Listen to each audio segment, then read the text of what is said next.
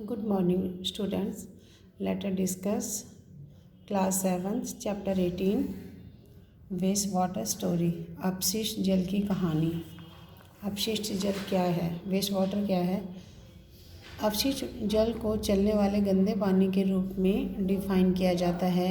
नालियों में kitchen sink का जो पानी होता है या आपके बाथरूम से जो पानी जाता है वो घरेलू सीवेज कहा जाता है।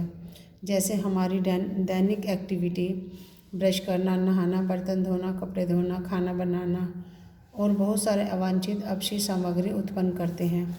यह गंदा पानी नालियों में, सीवर और जल निकायों में बहता है और औद्योगिक कचरे और रसायनों से युक्त पानी को प्रदूषित करता है। अपशिष्ट जल के उपचार को सीवेज ट्रीटमेंट भी कहा जाता है। The sewage system. Sewage system क्या है? सीवेज सिस्टम में भूमिगत पाइप का एक बड़ा नेटवर्क अपशिष्ट जल को एक बिंदु से दूसरे बिंदु पर भेजता रहता है, स्थानांतरित करता है। वेस्ट वाटर उपचार योजनाएं।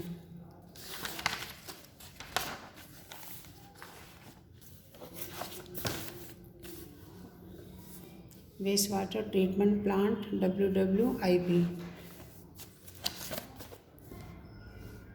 वेस्ट वाटर ट्रीटमेंट में भौतिक, रासायनिक और जैविक उपचार शामिल हैं। इस प्रक्रिया में ठोस अपशिष्ट को हटाने या उपचार के बाद सीवेज में सॉलिड भाग का उपयोग उर्वरक के रूप में किया जाता है, जो फसलों के काम आता है। उपचार में 3 चरण हैं।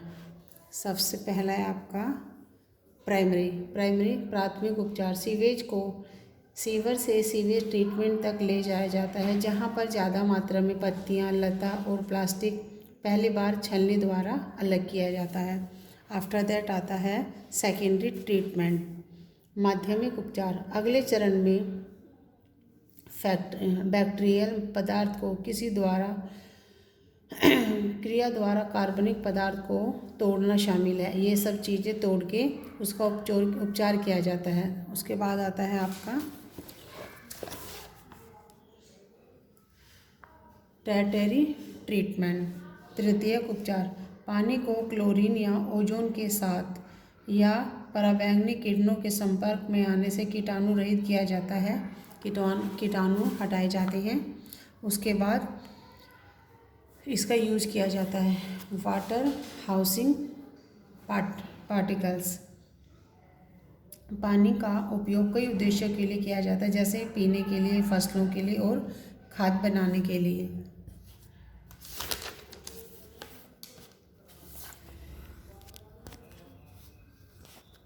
Better housing particles practices.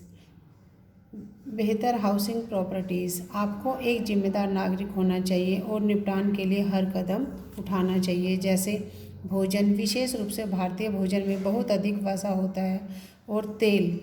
बचा हुआ खाद्य पदार्थ नाली में नहीं फेंकना चाहिए, क्योंकि ये नाली को बंद कर देते हैं। उसके बाद आता है स्वच्छता और रोग। हमारे देश में सभी नागरिकों में उचित स्वच्छता सुविधाएं नहीं है। लोग अभी भी खुले में शौच करते हैं। सीवेज निपटान के लिए वैकल्पिक व्यवस्था। उन स्थानों पर जहां कोई सीवेज सिस्टम नहीं है, साइट पर कम लागत में शौचालय और कंपोस्टिंग गड्ढे को प्रोत्साहित किया जाना चाहिए। 4 या 5 समूह के लिए अस्पतालों के लिए सेप्टिक टैंक बनाया जा सकता है। Sanitary eight public places. सार्वजनिक स्थानों पर स्वच्छता। बस टर्मिनल्स, रेलवे स्टेशन, हवाई अड्डे, हॉस्पिटल जैसे सार्वजनिक अपशिष्ट की बड़ी मात्रा में दैनिक उत्पादन होता है।